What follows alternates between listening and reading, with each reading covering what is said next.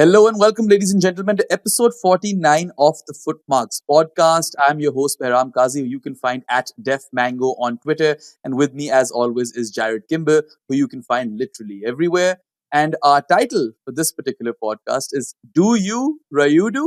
And that's because we'll be talking about the life and times of Ambati Rayudu, who Jarrod was a child prodigy, an elite player of spin, an under 19 captain.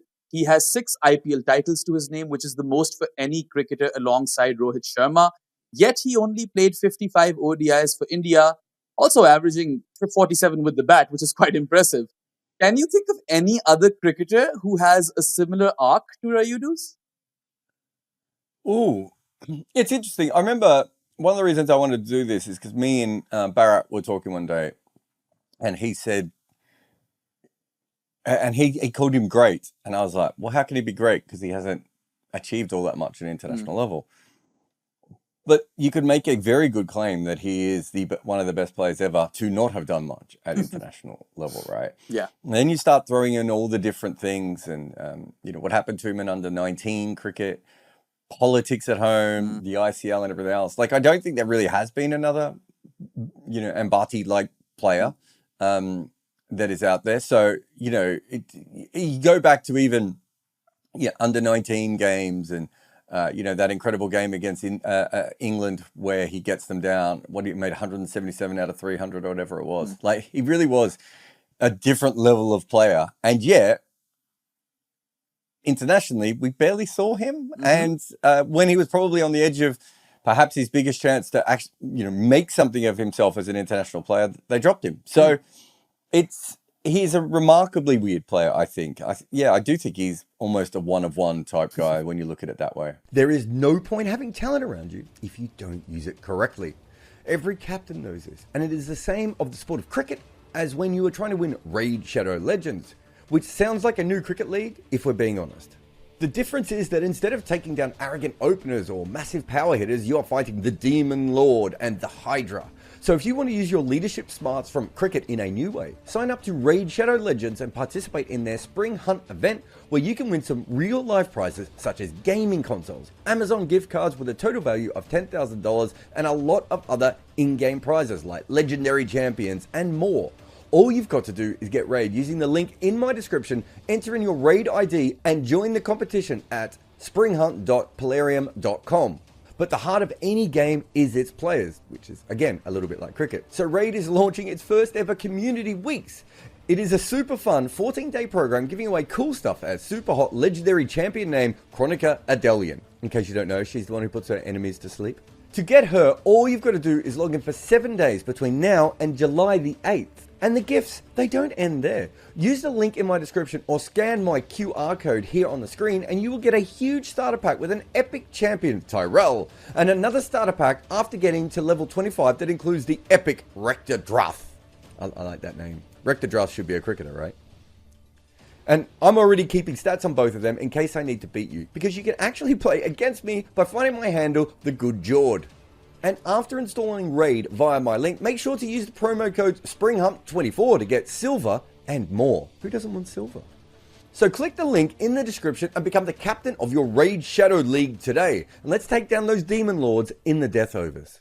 Yeah, and we're obviously going to tackle his entire story, and I'm going to go in chronological order. So let's rewind the clock to all the way back to 2002, when a 17-year-old Ambati Rayudu smashed a double century and then another 100 for Hyderabad versus Andhra Pradesh in a Ranji game. And by doing that, he became the youngest Indian to achieve that feat. And that was also in just his second season of senior cricket. So the fact that he was labelled as a prodigy came as no surprise, really. No, look, he came through very early on, and everyone knew who he was. Those 2 innings, I suppose, but that game certainly changes things quite early on, and from there is in the under 19 setup. So this is not like a case of hidden talent or anything. It was right there in front of you. Yeah, and as you mentioned, he literally broke into India's A squad also soon after those hundreds and played a host of matches on tour in England and the West Indies. And then from there on, he went on to captain India in the Under-19 World Cup in 2004. India did extremely well in that tournament. They lost only to South Africa in the group stage, and then to eventual champions Pakistan in the semi-final, in a game where Rayudu found himself suspended due to time wasting in the previous game versus Sri Lanka. So the disciplinary issues were pretty much there since Ambati's youth, you could say. Yeah, I think he's a prickly person is maybe the best way of putting it. And I don't mean that in a particularly bad way or a good way. I just think that, he's got his own views on things and he does things his own way. And that doesn't always come over perfectly for everyone else, right? So, you're right. I think that's an extraordinary thing. I've forgotten about that. I can't remember if it was Ari or Estelle who found that nugget. But when I saw it, I was like, it almost feels unreal. Like it's like you would make up that backstory for a player like him. Yeah. And on a side note, that under-19 Indian squad featured the likes of Shikhar Dhawan, Robin Uthappa, Suresh Raina, RP Singh, and Dinesh Karthik, of course, in addition to Ambati. And all of those guys went on to represent India and had pretty decent careers. And the Pakistan squad, actually, from that same semi-final, it had Fawad Alam in the squad. Fawad Alam, Abid Ali, Wahab Riaz, Zulkarnain Haider, and Riaz. I get a WhatsApp message from him about every day. You know this. Do you know that? I do not know that, actually. He sends me WhatsApp messages all the time. I'll send some through to you. Yeah, we'll definitely talk about this one.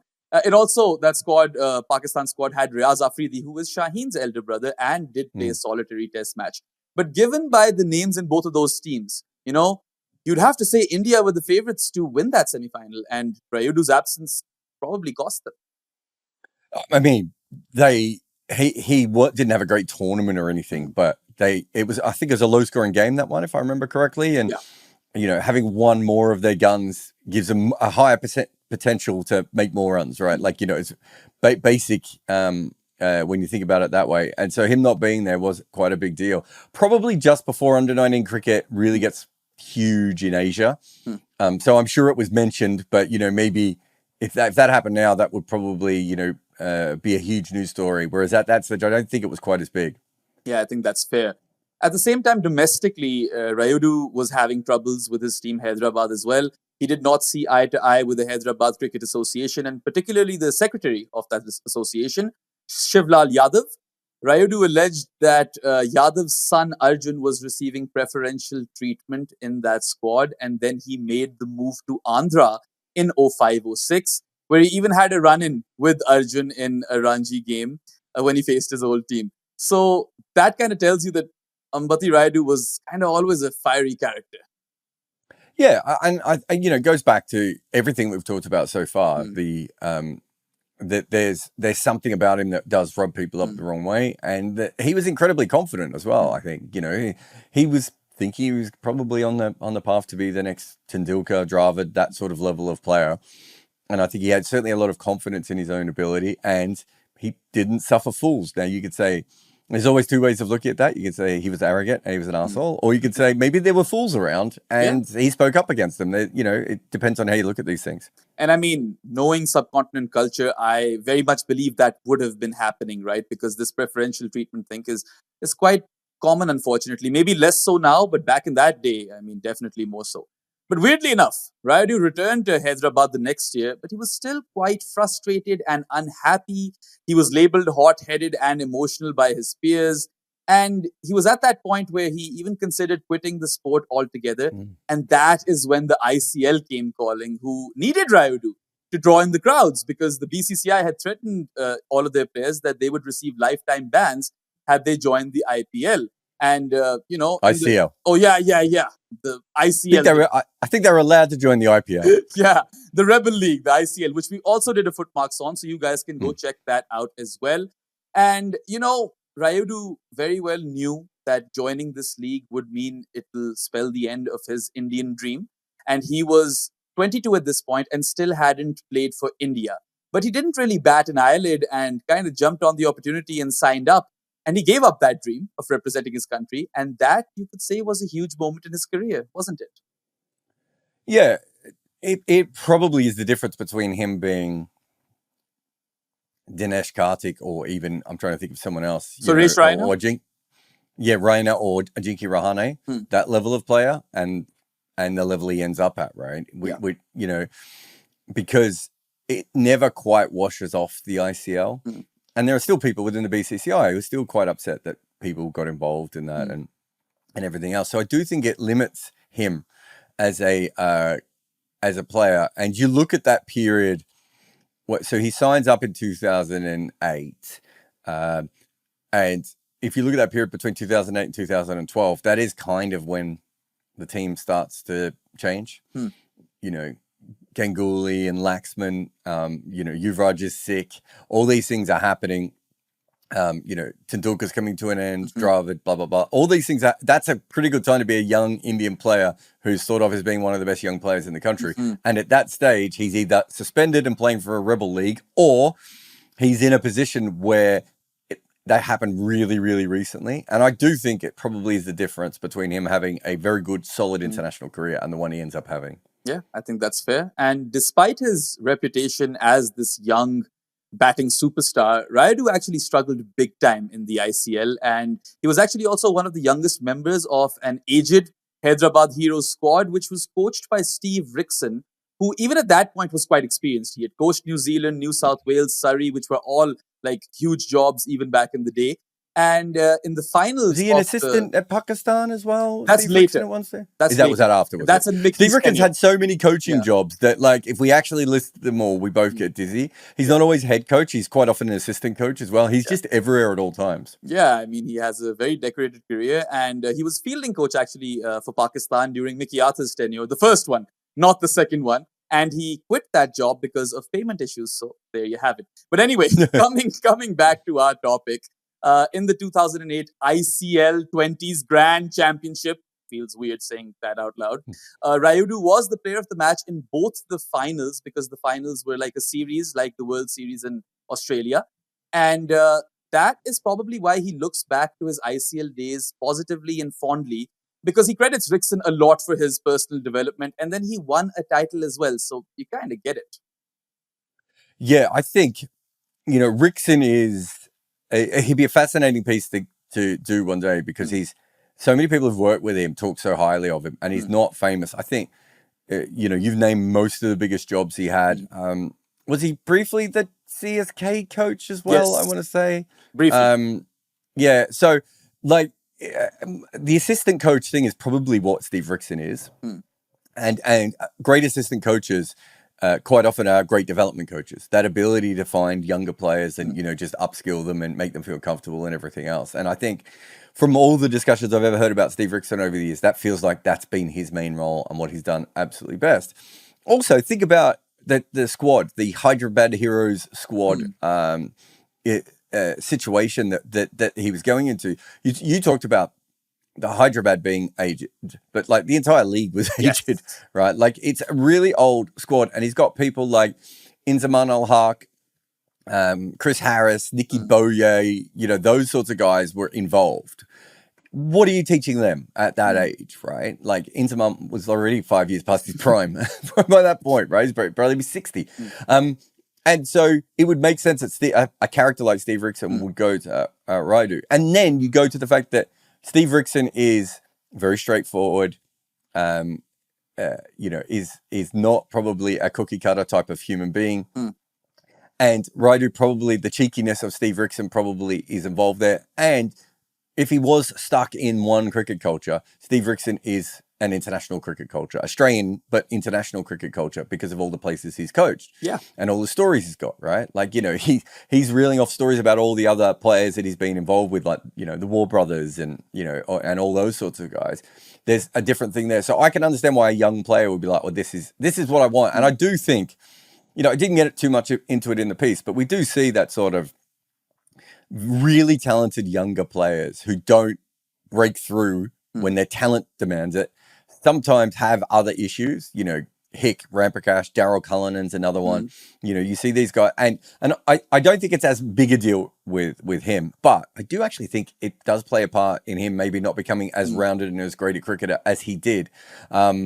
And this is probably the first time he felt like he was playing representative cricket and top-level cricket outside of the under-19s. Yeah, that's fair. I think that's actually very, very true, because back in the day, people did watch a lot of the ICL, and I'm trying to remember the Hyderabad Heroes team. Chris Harris was definitely there. I'm not sure if Inzamam was there because he was at the Lahore Badshahs, but Razak was.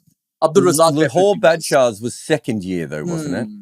I remember Because I don't think there was a Pakistan team in the first year, and Yeah. I think they brought them in second because that's my memory of that. So, but the point being is like it was old, and there was a lot of guys that were there who were not So like I've just got the list up here.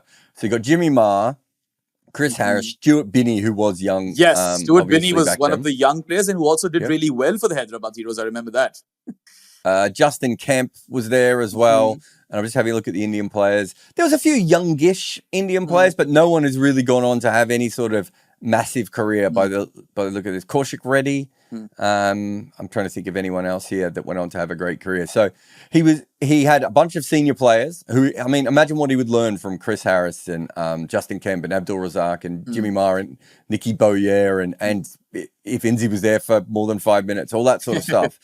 And then and then he's got this incredible coach. So you can see why it affected him. It's probably a very important age. And, I remember talking to Nicholas Pooran about similar sorts of things. Nicholas Pooran wasn't in the West Indies side, but was already playing in Bangladesh. And he's like, I'm getting to, this is the coach and these are the players. And he's talking to me about it like a school kid, right?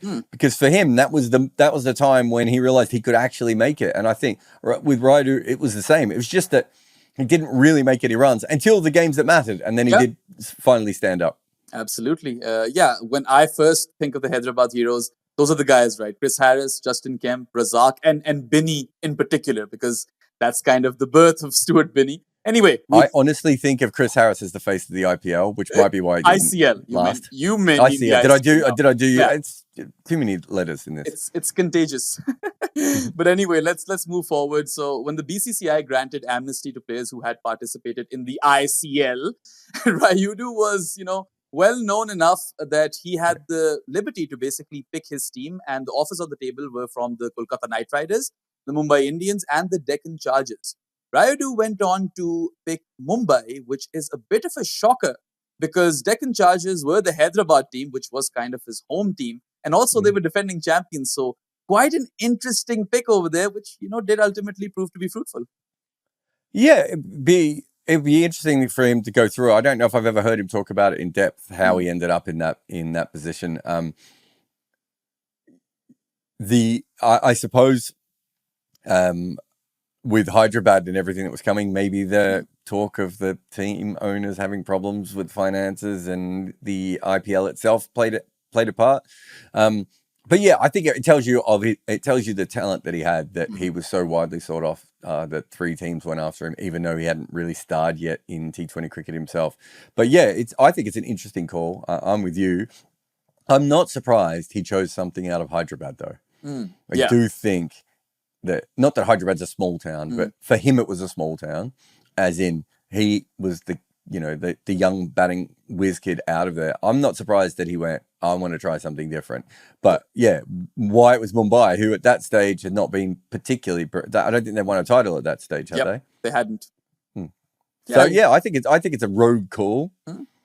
And I can also kind of see the angle where there's too much baggage with Hyderabad at this point in Rayudu's head, right? So he's like, let's try something new. And the big city move also kind of makes sense. But during his time as a Mumbai Indian, Rayudu won a lot of silverware, including 3 IPL titles and 2 Champions League titles as well, and that too in just 7 years. But despite all of this, he wasn't looked upon as a superstar in that team, and he was even released in 2017 in a season, or after a season in which he only featured in 5 games. That is when Rayudu made the move to Chennai, which is another massive IPL team. And one can say that was probably the most important moment in his IPL career, because in his first season at CSK in 2018, Rayudu scored 602 runs at an average of 43 and a strike rate of 149, which was his best IPL season yet and ever, eventually. And he was a destroyer of spin in the middle overs alongside Suresh Raina. And he hit the winning runs in the final that year as well, which helped CSK win their 3rd title. So that is pretty much as fairy tale as it could get. Yeah, I mean, you go back to his IPL career, it's actually really, really fascinating because in 2010, he starts off and he averages 27 and a strike rate of 144. That's quite fast for that period, especially for a local younger player. And then he doesn't have another year where he strikes at over 140 in 2015. And there's a lot of years where he just didn't make a lot of runs. 2013, he averaged 19, right? Yeah. 2017, he averaged 18. So when he was let go, he had a strike rate of 116 and was averaging 18. But you think about him as a player and you think about Wayne Keddy, it actually probably would make sense more for him to be playing for Kolkata or for Chennai, because those are the kind of wickets that his skills would have been at their, the most important. And he does kind of, he doesn't really remake himself at the end. And he still there was 1 year, which I'm just going to have to find it. Yeah, 17 matches in 20, God, what year was it? 17 matches in 2019, and he had an average of 23 and a strike rate of 93. So he still had years where he went completely missing. And again, I think all things considered, it would be another fascinating thing to him to see if he got the most out of himself. So I just interviewed Barry Richards in the last week or so, 2 weeks, whenever it was, when I talked to Barry. And I would talk to Barry Richards is the poster child for a person who never got tested enough at the top level. And so we don't know, and he doesn't know how good he was. Yeah. And he would say things like, yeah, but if I played at the top level, I would have turned more of my 50s into hundreds because it was harder. And that's what I needed, was the challenge and everything else. But we do see players that are really talented, as I said before, have that sort of, if they get into the system too late, into the system that should be testing them, their game's kind of already put together. And, one of the best examples of this is probably someone like Darren Lehman. Darren Lehman at 18 and 19, everyone thought he was getting the next big thing. He had a horrible season for Victoria. There were so many middle order players in Australia. He didn't really get in. And by the time he makes it as an Australian regular player, his game is no longer suited to is not adaptable to international, especially red ball cricket outside of Asia, right? And you see with Rayudu, when he's at his best, it's like he can average 30 at a strike rate of 144, and that's batting in the middle overs. Yeah. In the days when people were blocking those overs around. And you think to yourself, what could he have been if he'd been developed better, if he got into the international cricket at 2008, 2009, started to move into there, how would he have developed differently? Because he really was, especially against spin, just absolutely world-class. Oh, yeah. I mean, that was his unique selling point, middle over spin basher, particularly in the IPL. But let's come back to 2018. He has that season for Chennai, 602 runs at an average of 43 and strike rate of 149.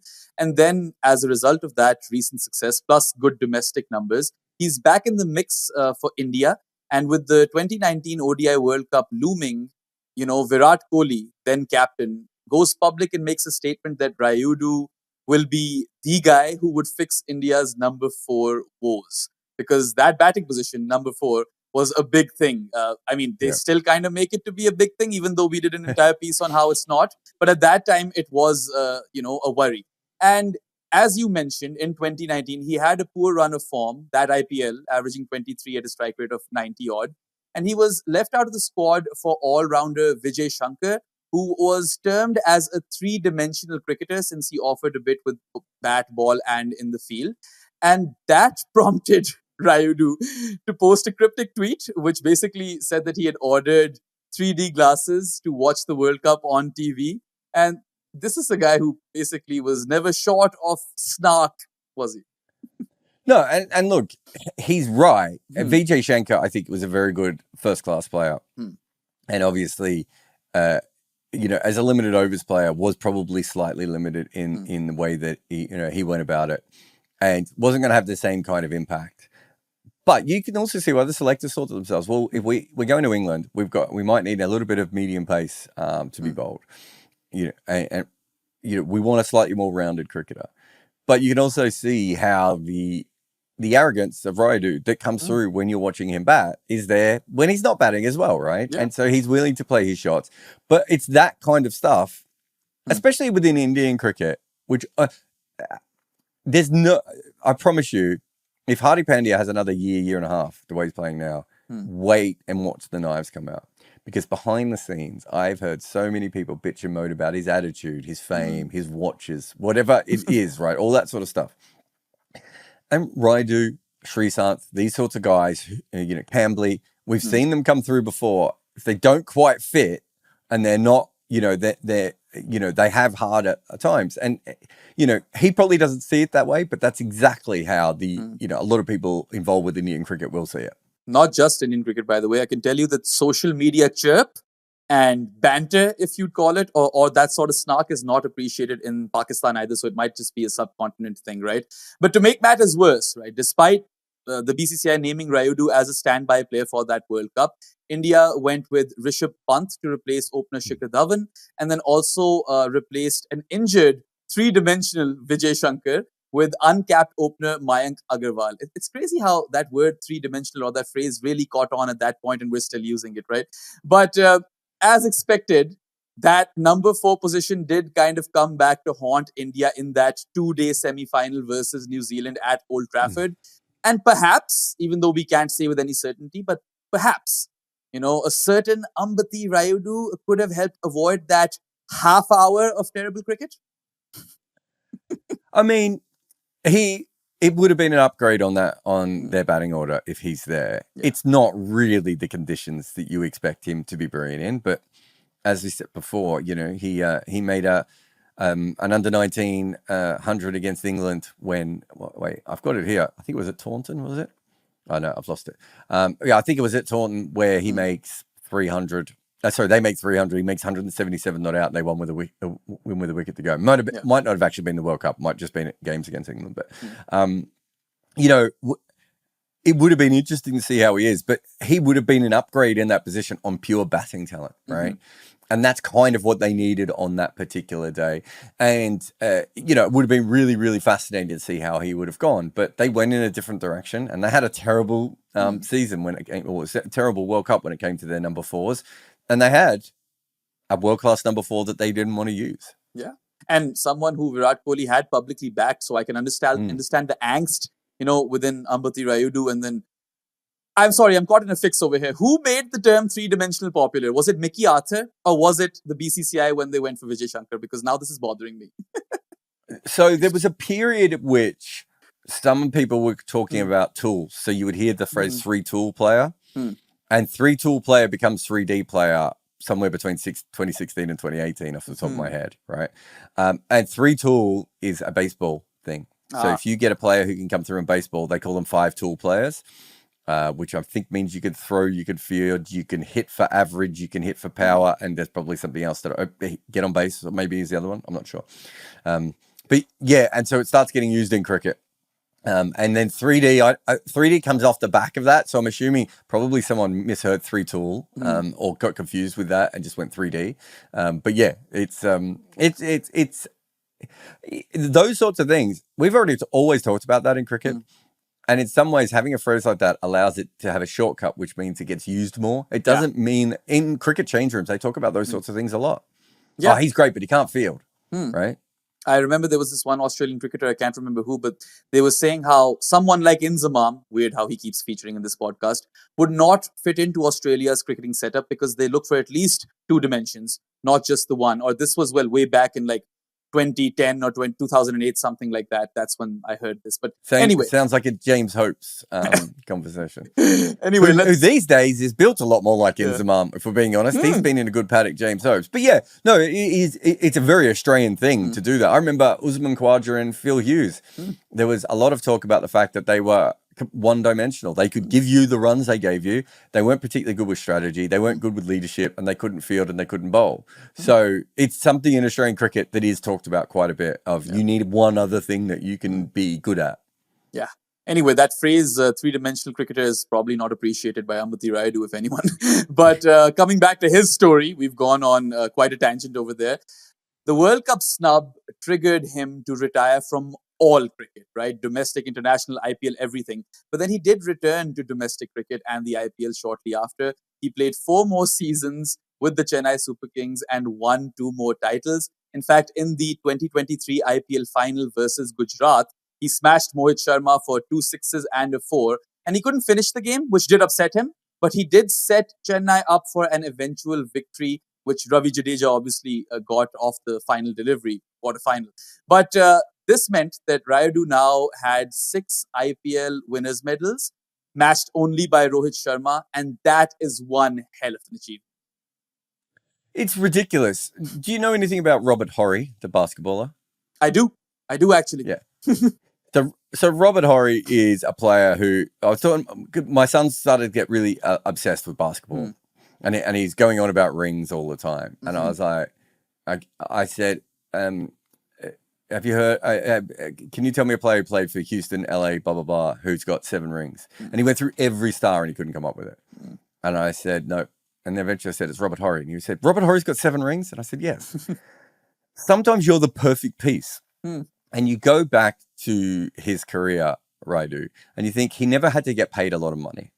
And you had an Indian quality batter, not always a star, which is a separate thing, but you knew that there was a batter there at that sort of that sort of Ajinkya Rahane level, but you didn't have to pay him Ajinkya Rahane money. True. Right? It was very rare that you had to pay him that much money. He was also downgraded by the fact that he was good between overs 7 and 12, and they looked the worst on your strike rate. So no one was paying those guys probably. Suresh Raina is probably the only guy that got close to what he was worth, and even he should have been paid a lot more money considering what he could do, right? Speaking of which, sorry I'm interjecting, but we should look up his true strike rates. Yeah, no, we should. And so you start to factor all that in, and you think to yourself, well, because of the ICL, because of the fact that people thought of him as a bad apple and an issue and all these sorts of other things, you do get to the point at which he is probably underpriced and undervalued, which means that if you have a good team, you can slot him in. On an average team, he probably doesn't do all that much, right? He's not raising your ceiling all that much, but what Rayudu is really doing is raising your floor. And when you are in the playoffs, knowing that you have that kind of player available to you is so important. If Rashid Khan is bowling and you have an international quality player or spin that you can throw out there, that suddenly lessens the issue that you have. And if you haven't paid millions of dollars to get him on your side, so you end up with a Robert Horry type impact, right? And he's more talented than Robin Horry, but you get these players in sports sometimes who sort of bounce around teams and win championships, and it's because they never get paid a lot of money, but what their specific skill is, they're probably in the top 4 or 5, but it isn't something that is paid a lot of money to, or they've gotten a lot of attention, or in his case, he didn't get the Indian bump that other players would because he didn't play enough, didn't play in a World Cup. Like if he'd played in one World Cup, right? If he played in that 2019 World Cup, or he could have been in the 2011 World Cup, right? 2015, or a T20 World Cup, and he'd had one blitzing World Cup. How much more money is he worth? True. Right? Because everyone in India knows who he is. And realistically, that never happens to him, right? He never hits that level of fame. He never even hits the like Ishant Sharma level of fame, or, you know, Umesh Yadav or anyone like that. And so if you're smart, those are the sorts of players that are really, really worth picking up in any auction in the world. Yeah. Right. The guys who are not quite the international quality level. And there was a county team a few years ago, Notts, who basically went, and Victoria have done this in the Shield cricket before, where they're like, well, we could go out and get the best young players, but then they're going to get picked for the national team. What if we get all the best players who are probably not going to get picked for the national team? Right. Yeah. And it's slightly different in the IPL. Because of how those things work. But it's a similar kind of thing. If you can find 2 or 3 of those sorts of players that are really, really handy to you. Sandeep Sharma, a perfect example of this. Sandeep Sharma is usually paid under his market value, right? And those sorts of players are really, really important. And Rayudu is almost like the god of that. And the fact that he then picked was involved with 2 brilliant franchises just allows him to get the extra titles. But the fact that those franchises went for a player like him also tells you a lot. Sometimes you just need to take the slips out and bowl defensively. And you also need to be careful with your computer's defense as well. If you need a VPN, go Nord. NordVPN.com/Kimber to get a 2-year contract with a discount, plus 4 extra months and gifts in some markets. It's completely risk-free with Nord's 30-day money-back guarantee. The link is in the show notes. So put in some dot balls and turn them into maidens via NordVPN.com/Kimber. Yeah, and I mean, he ended his IPL career on an absolute high, right? Mohit Sharma was having an MVP season. He was like a slow bowler from hell, and smashing him for 2 sixes and a four at a very crucial period, and then ending up with 6 winners' medals in the IPL. That's fantastic. But anyway, even after retiring from the IPL, he was setting precedents because he went on to become the first major Indian player to play in the franchise circuit, applying his trade in both the CPL and the ILT20 in this year that's just gone by. Or maybe if you look at it from a different lens, this current year, right? If we look at it from the summer, and the BCCI literally had to change the rules because of him, mandating a 2-year cooling off period for all retired players, as they suspected that Rayudu would unretire again and then play the IPL. So that is some trailblazing stuff. It just shows you that he doesn't really care about rules, which, would make him a very good character in a movie. But yeah, I think it's really interesting. What I was told, and I kind of talk about it a little bit in the piece, was that his plan was to retire from the IPL in 1 year, go and play. I think it was Major League Cricket was originally his big aim. Originally. Yeah, and he was going to play in Major League Cricket, and then he was going to come back. And he's not the first Indian player I've heard to discuss this, because they all thought, well, okay, what if we just retire and then unretire? And he obviously went to the point at which the BCCI had to look into a cooling off period and everything else, because it was making a shamble of their probably now fairly pointless rule, but it made sense probably when the IPL was starting. And yeah, so I think it's hilarious, and it just shows you the sort of brain that he has, and it kind of explains why he was such a good middle overs player, right? Like there is a incredibly quick processing brain that he has that looks at things from many different angles, and that was just another example of him, thinking quite differently to everyone else, and also just he's probably the first well-known IPL player who's become a franchise player. So that in itself is quite interesting, because you think about the sort of money that a lot of these Indian players get after they retire to open supermarkets and to work in offices and to go to events. Like, they get paid a fortune. I always go with open supermarkets because I always told that is like the bread and butter. It's not supermarkets. I think that means shopping centers, but that sort of thing is like the bread and butter of an Indian player or former Indian player. And he's like, no, I want to keep playing. Yeah. So there's something very interesting about that, because he is older, right? And he could have retired, and he clearly still loves the game, and wants to be involved. He doesn't just want to, be a commentator or do some coaching. He still wants to be out there scoring runs in the middle. Well, you say that he is still 38, but he is doing some Hindi commentary in the ongoing IPL. So his story, just keeps adding new chapters to it. But I have a question, and I was really curious about this, even when you brought it up in the group chat when you were researching for this piece. How did Rayudu end up playing in the CPL and ILT20 with that 2-year cooling off period in place?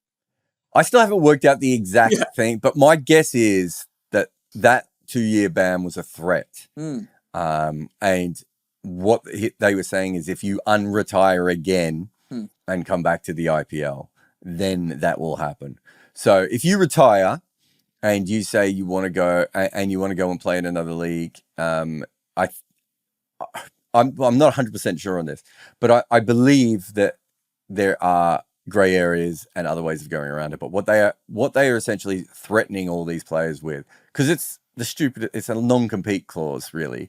If that's the case, those players should be given gardening leave and should be paid by the IPL, right? If that's that's fine. Then you have to match like 70% of my salary from the last 2 years for the next 2 years, while I can't earn in any other league in the world. You know who else should get gardening leave? Johnny Bairstow. Hey, but too soon. But the point, I suppose, the point being at that is, I don't think they were really trying to suspend their players or cool off their players for 2 years. They just didn't want people to retire, unretire, and milk their system. So my guess is that is all it was a threat to try and get things back into order. And then he probably said, look, okay, what if I just stay retired? They're like, that's great. You can go play in these other leagues if you want, which, I mean, I can't see that's ever going to be a big deal, because if you're good enough to play in the IPL, you're never going to retire to go play in the CPL or the IL20 or any other league, right? It's really for those players who are probably on the fringe, but are well known enough, right? To be able to pay in those leagues. And in those other leagues, he'll get a premium because they will hope that people will watch him play more. I think I've seen enough to say that they probably won't, and it won't really change their numbers all that much. But teams certainly believe that it's worth it, and so they will do that. So it's he's a trailblazer again, and again he's trying to get the best for himself. I mean, we've seen that all the way through his career. That's the job, right? That's the gig. And I mean, you mentioned how he was underpaid during his stint in the IPL. So if he gets multiple premium contracts with other franchise leagues, that does make sense for him financially. And I mean, the only other Indian cricketer who I can think of who's played in franchise cricket outside of India is maybe Unmukt Chand, and he hasn't had nearly enough success as compared to Rayudu, right? So I'll still call him that trailblazer. And Unmukt Chand wasn't a star as a senior player. So we have seen under 19 players come through, right? But I think you would say it's very different for someone like Unmukt Chand in that kind of way. And if you look, I'm just looking at, there's a really good website that tells you all the money that they make. So he made 40 million rupees for about 4 years at Mumbai at his peak. He then, when he went to CSK, he signed a deal for around 22 million a year. And then the last 2 years he was there, he signed a big deal for 60. Ooh. So he's, so 6 crore is like his limit. If you compare that to, I don't know, what, Ajinkya Rahane? Give me someone else who you think is probably considerable level of talent, but is more famous. Is Rahane the good one? Rahane is decent, yeah. I think he works. Because he's still around. So Rahane's had two 5 crore years, 2 7 crore years, an 8 crore year, and a 9.5 crore year. Yeah, well, that's quite a stark difference. Yeah, and so, and you would say that Rayudu's been a better IPL player than him. True. Right? But Rahane is Rahane, and everyone in India knows who Rahane is, and having him on your team means a lot. And, to go back to the 3D thing, Rahane has great hands. Rahane has leadership skills. Do you know what, all those things do matter, but you could see why a player like him at the end of his career is like, what am I going to sign for the IPL? They're probably going to give me less than a crore if I come back for 1 more year. Maybe I might get 2 or 3 crore.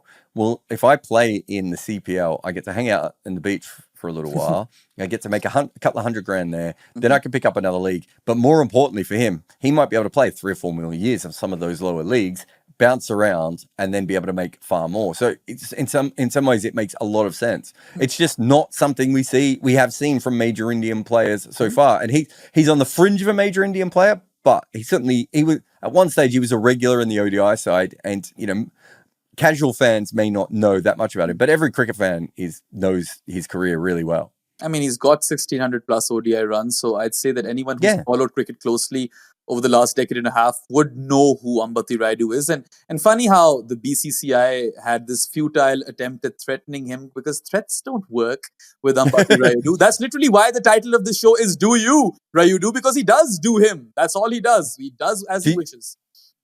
Also, I'll ask you this. How high up would you have him in the list of players who never played Test cricket? Quite high. But I'd have to really think about this, though. Yeah, it's, there aren't too many players, and we're seeing more now, I think. And I'm not talking about guys who got injured or anything like that, but I'm talking about, people who had proper professional careers.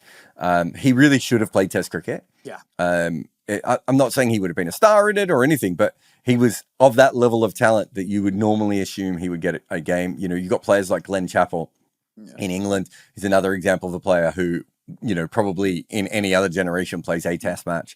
Did Cosgrove ever get a Test? No, I don't think he Mark did. Cosgrove is a good one. Yeah, he got Susie Bates and Stefani Taylor are two other good ones when it comes to the women's game. They didn't have an opportunity. Oh no! But I'm just saying, there's a few. Yeah, Cosgrove plays 3 ODIs. Yeah, that's another very good one. There's a few Australians, although not as many as you think. Most of them eventually get in and play a game one way or another. Whereas, it's kind of remarkable that he didn't. And I think if he hadn't have gone down that ICL path, he probably does. Jamie Siddons is another good Australian one, by the way, off the top of my head. Yeah, we'll have to do a footmarks on this someday, or maybe a Crick Picks. That's a really good Crick Picks, actually. A It tough might one. be a good cricket bit. The only one as problem well. with that is there would be so many players we would say that no one has ever heard of. And that's the reason no one's ever heard of them because they didn't play a test match.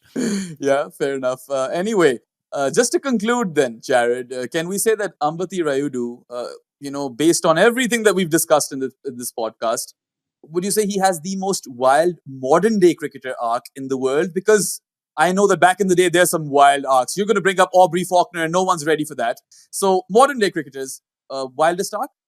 Ambati Rayudu? Yeah, I think, it's... I mean, how do you compare it to people like Azhar Ali and Steve Smith, who are really, really interesting ones? I mean, especially you put Steve Smith and the sandpaper in. Yeah. Right. And, Warner's arc is pretty crazy too. That's true. So, yeah, I don't... It's probably more like the kind of arc, though, you did see in the 70s and 80s. The Kerry Packer, the Rebel cricket days, where you had these incredibly talented players, but they weren't quite automatically going to have careers for their nations. And so they were set off on this wild path. And then in his, he comes back into the mainstream. And then even when he's at the mainstream, he still finds a way to annoy them at the end. I think he's definitely, it's one of the stranger professional careers, especially because if he comes along 2 years later, almost none of this would have happened to him. That's true. Right? Like he would have, if he comes along a couple of years later, he's probably more in that Virat Kohli age bracket. Yep. So he would have been in Virat Kohli's shadow straight away. He would have started in the IPL because of the age he would have been. And he probably would have played more international cricket. So it would have been a fairly normal career, but he doesn't do normal. As you said, he kind of does it his way. He is like Loki. He prefers chaos. And that's basically the theme of this entire arc. And that pretty much wraps it up. I'm curious to see what he does here on because the story isn't over yet. Maybe in 5 years' time, we are doing an updated podcast on Rayudu. But his skills, if T20 cricket changes and becomes a hitting sport, he might struggle a little bit, right? Just because he's not probably at his age not going to be able to do that. But there are certain players, and I've probably talked about this with you before, but someone like Colin Ingram, I remember Colin Ingram sort of saying, play a couple more years and I'll retire. And I was like, don't do that. I said, because you're a left-hander who can bat from 1 to 6. There aren't many left-handers who can bat in multiple positions. You could play forever. You'll always become a coach when you can become a coach. And you see someone like Rayudu, and it's the same thing. The skills that he has are probably always going to be necessary somewhere, right? And then who knows how many other Indians with a social media following are going to play in these other leagues. Yeah. So I kind of hope that he does play 3 or 4 years and, we see him in random leagues and he's in, in the European League 1 year, not the ECN, but the European League 1 year, and he plays a season in Zimbabwe and he does all sorts of random stuff. It would kind of be peak him. And then he becomes like this, Herschel Gibbs level coach where, no one can quite work out how he became a coach, but it's kind of awesome that he's a coach and all that sort of stuff. I think it could be fascinating. Bring him to the PSL, break the internet. But anyway, you guys, whoever are still with us, viewers and listeners, let us know in the comment section below what you think of Ambati Rayudu's career and what you think will come of it, because clearly it's still ongoing. And if you enjoyed this episode, do give us a like on YouTube and subscribe to both this YouTube channel and Jared's other channel on YouTube. And if you want to, have a one-stop shop for all of our writing and videos and podcasts, you should go to goodareas.co, bookmark that website because you can find all of our work there. That's all for this episode for Footmarks. We'll be back with another episode next week. Have a good one, folks. Goodbye.